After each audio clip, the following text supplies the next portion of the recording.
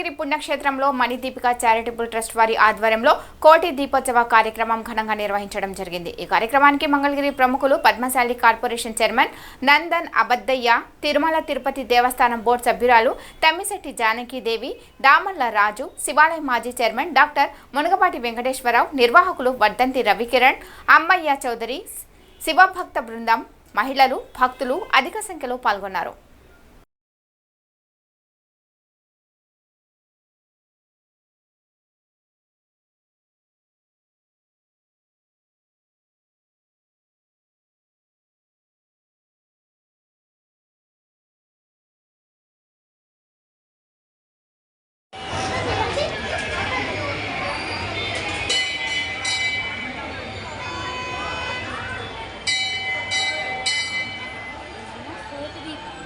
కాదు కోటిదీపాల అవతల గ్రౌండ్లో శివాలయం దగ్గర ఇది మామూలుగా శంకు చక్రాలు స్వామివారి ఇది వాళ్ళు ప్రోగ్రాం ఒకళ్ళది। ఇది కోటిదీపాలు అక్కడ ఉంటాయి ఖాళీ గ్రౌండ్ స్థలంలో।